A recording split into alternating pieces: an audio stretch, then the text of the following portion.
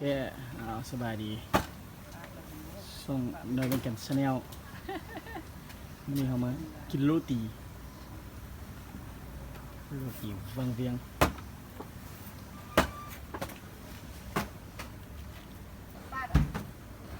มีหลายเมนูนะแซนด์วิชยังก็มี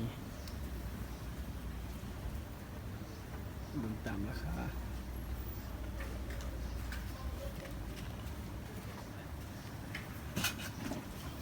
เอ้ยมาซื้ออย่าง ซื้อโรตีกิน โรตีกินอันนี้ภาษาเกาหลี ภาษาเกาหลีอ่านไม่ออก อันในคำเดียวคือ best เอ๊ะฮะใส่เนยละแซ่บสูงทางมาแรงกับมาซื้ออีกลองเลย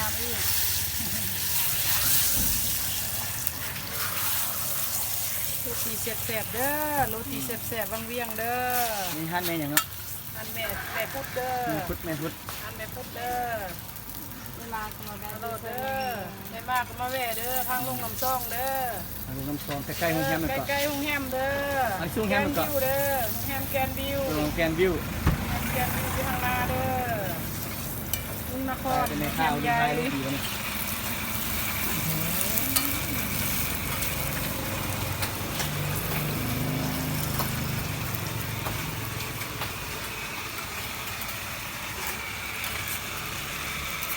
แซ่บๆเพิ่นมาวังเวียงเราได้กินเด้อเพิ่นมาบ่ฮอดวังเวียงเราบ่ได้กินโรตี โรตีเพิ่นมีหลายประเภทเด้ นี่แล้ว มีโรตียังไงไหม มีโรตีกล้วยช็อกโกแลต อืม โรตีไข่นุ่ม อืม มีหลายอย่างอยู่ แต่กะทิปาเต้ก็มีเนาะ คากี้มันเป็นแซนด์วิช แซนด์ ใส่ วิช แฮมใส่เบคอน อ่าโอ้หอมหอมเลย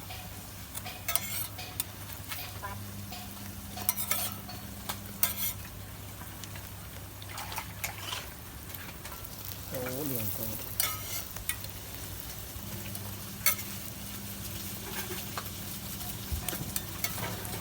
สีสันหน้าตาเสียบเขายังมีใส่ผงข้าวอีกขนาด แล้ว เวียงบ่มีได้ผงข้าว มีเนาะ บ่มี อยู่วังเวียงเนาะ เลยอยู่วงเวียง วังเวียงมีครบมีช็อกโกแลตมีผงมะพร้าว อืมป มี ก ไม ติมีอ โล ยู่ไม่รู้มีอยู่ มี เป็นผงข้าวบ่มี เออ โอ้หอมกรอบดี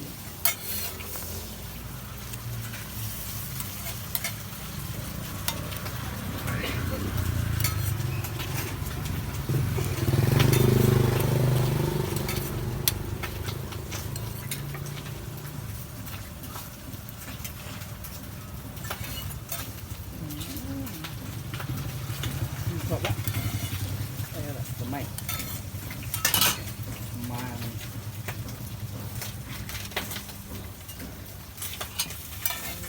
มีเออแมลงลองดูแบบแมลง เบอร์เกอร์ก็มีแรงมาเด้อเบอร์เกอร์กินแซนด์วิช เซลล์ชันละเซนะเซนโรตีน้ำมันนะ เออ สูตรใหม่ เออ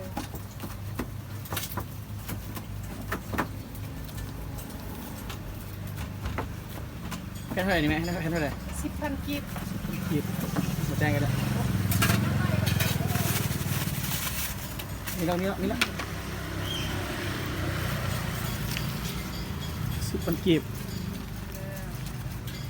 โซน โชว์เงินเรือไปเดียว เรือไปเดียวบ่เรือดอกอันนั้นเงินเศษดอก ไปเดียว ร้านน้ำผงมะพร้าวบ่ดู ซ้ำร้อยดอลลาร์ลด$1$1ไปใช่แล้วเคยไม่เคยกินเลยเชื่อ เออ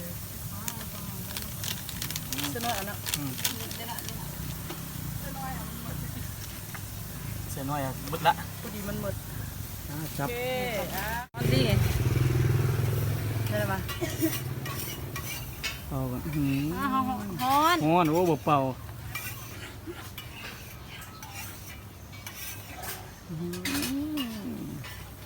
น้อยฮ้อนแฮงเพิ่น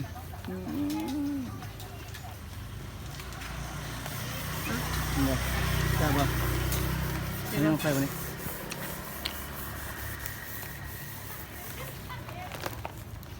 มาซิมโรตีบางเวียงโอ้ยันตกเป่ากัน หมูฮ้อนน้อยหมูฮ้อนเคยกิน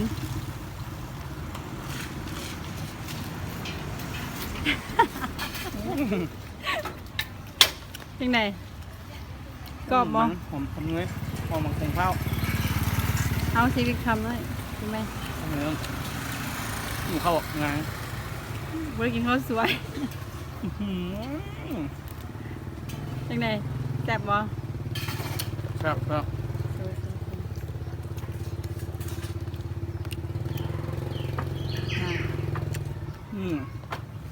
เดี๋ยวชิมไปก่อนนะ ซิมสามแผ่นนะซิม มายางมาจ่ามั้ง ไป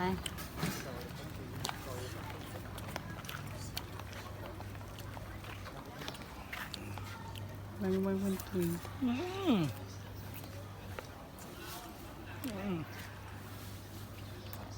แมงวัน ครับเนาะเดี๋ยวเขาเบิ่งติดตามคลิปต่อไปเนาะเมื่อแรงมาซื้อเช้าอีกเอาติดตามคนต่อไปบ๊ายบาย